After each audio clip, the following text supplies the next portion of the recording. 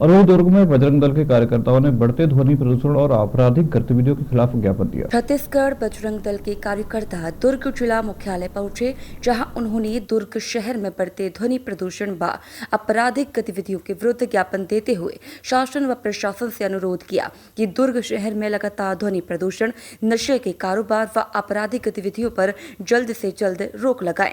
छत्तीसगढ़ बजरंग दल के द्वारा बताया गया कि पिछले दिनों दुर्ग शहर में 3 दिवसीय एक विशेष कार्यक्रम का आयोजन किया गया, जिसमें ध्वनि प्रदूषण के नियमों को अनदेखा करते हुए बड़े बड़े डीजे व हानिकारक रोशनियों का इस्तेमाल किया, जो कि बुजुर्गों व दिल के मरीजों के लिए काफी हानिकारक होता है। इन सब नियम की अनदेखी करते हुए कार्यक्रम आयोजित किया गया था, जिसका हम कड़ा विरोध करते हैं और प्रशासन से मांग करते हैं कि आगे अगर इसी तरह की सभा पर प्रशासन रोक नहीं लगाया, तब छत्तीसगढ़ बजरंग दल द्वारा अपने तरीके से कार्य किया जाएगा।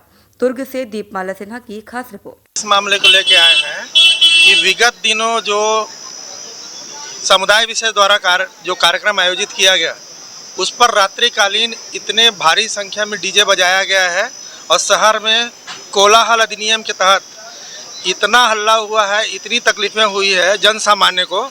तो हम जन सामान्य के लिए ज्ञापन सौंपने आए हैं कि उन सभी गाड़ियों को जिन्होंने अव्यवस्था फैलाई है उनको राजसात किया जाए। हम एसपी साहब को और कलेक्टर साहब को ज्ञापन दे दिए हैं सकल हिंदू समाज की तरफ से, ताकि जो अव्यवस्था हुई है उसका निराकरण हो सके। इसी विषय को लेकर हम आए हैं कि हमारे जो देवी देवताओं के कार्यक्रमों को बीच रास्ते में बंद करा जाता है। बीच समय में 10 बजे तक का गाइडलाइन दिया जाता है कि 10 बजे के बाद बंद कर दीजिए।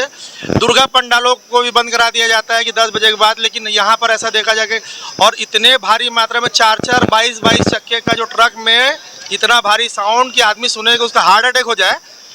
और अगर जांच की जाएगी तो अभी हार्ट के पेशेंट बढ़ गए होंगे, सभी हॉस्पिटलों की जांच करा ले तो आगे। तभी तो हम लोग अधिकारी आए हैं सिर्फ यहाँ पर ज्ञापन देने के लिए, मांग करने, न्याय मांगने आए हैं, न्याय की लड़ाई लड़ने आए हैं।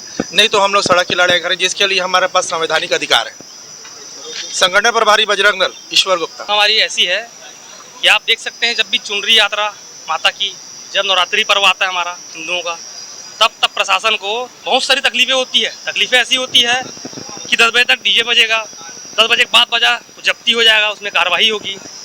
उसके बाद में अगर किसी के यहाँ शादी हो रहा है तो 10-11 बजे के बाद डीजे को जब्ती कर लेते हैं। तो क्या सारा नियम कानून, सारी व्यवस्थाएं हिंदुओं के लिए ही है, बाकी लोगों के लिए नहीं है धाराएं? अगर ये कानून अगर बनी है तो सबके लिए एक समान होना चाहिए। एक को माँ एक को मौसी मत नहीं किया जाना चाहिए यहाँ पर।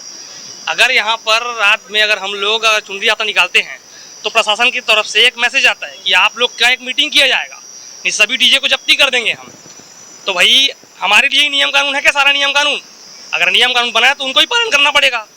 यहाँ पर ये खाना पूर्ति के लिए डीजे की जब्ती की गई है। एक बात बताइए मेरे को, अगर 10 बजे के बाद अगर प्रशासन को अगर वहाँ पर दिख रहा है डीजे साउंड सिस्टम वहाँ पर बज रहा है तो ऑन द स्पॉट कार्रवाई होनी चाहिए, वहीं पर जब्ती कर, राख कर उसमें कार्रवाई करनी चाहिए और कार्यक्रम को बंद कराना चाहिए, जैसे हमारे साथ में होता है हमेशा। लेकिन यहाँ पर क्या हुआ है, सारा कार्यक्रम रात में पूरा शांतिपूर्ण तरीके से निपट गया। उसके बाद में इन लोग 8 किलोमीटर दुर्ग से बाहर गाड़ी को एक नॉर्मल तरीके से गाड़ी जब्ती की, उसमें डीजे भी नहीं था, साउंड सिस्टम नहीं था, नॉर्मल गाड़ी का ट्रॉला था। तो क्या कर रहे हो भाई, किसको दिखा रहे हो आप? जब सीधा समझ में आ रहा है हमारे शहर के विधायक कहाँ हैं। मैं नहीं बोल रहा हूँ किसी समाज पे उंगली नहीं उठा रहा हूँ, या किसी धर्म, किसी जो कार्यक्रम हो उस पर उंगली नहीं उठा रहा हूँ, लेकिन कहने का मतलब ये है अगर नियम और कानून है तो सबके लिए एक समान होना चाहिए। विधायक जी कहाँ पर है भाई? आप तो वहाँ बैठे हुए थे, आपका जवाब, आप तो यहाँ के राजा है ना हमारे शहर के, आपको सारी चीज़ जानकारी है, आप बोल सकते हैं। आप कहाँ गए थे उस समय? हमेशा हिंदू मुस्लिम करते हैं ना आप लोग, कहाँ गए थे उस समय आप लोग? पूरा पंचायती हो रहा है सर, लेकिन ये सब चीज़ें नहीं होनी चाहिए कायदे से। जो चीज़ें हो रही है सरासर गलत है। अगर उनको परमिशन मिल रहा है तो हमारा भी नवरात्रि, हमारे हिंदुओं का भी त्यौहार आता है, हमको भी पूर्ण रूप से सारी परमिशन मिले। रात भर हम भी साउंड सिस्टम डीजे के साथ अपनी माता रानी का विसर्जन करेंगे।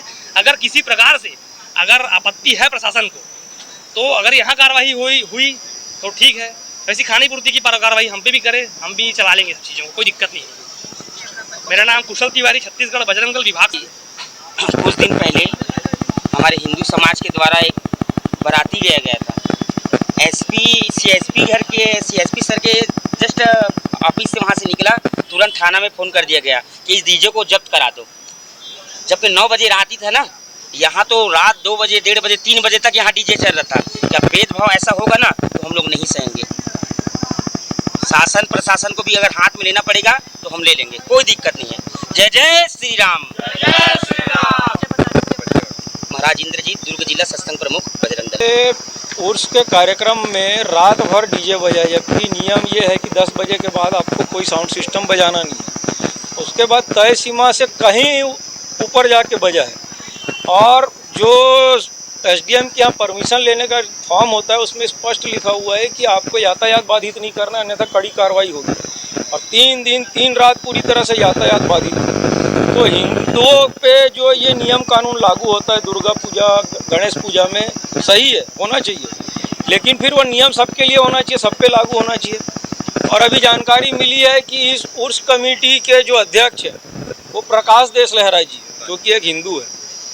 तो ये एक हाथ से ताली बजा के भाईचारा निभा रहे प्रकाश देश लहरा जी। उनको बोलूँगा, नहीं मैं उनको बोलूँगा कि हमारे मंदिरों में भी हनुमान चालीसा के कार्यक्रम होते हैं मंगलवार शनिवार को, जरा इन उर्स कमेटी वालों को ला के यहाँ पे दूसरे हाथ से भी ताली बजवाओ और इनसे भी हनुमान चालीसा गवा दिखाओ।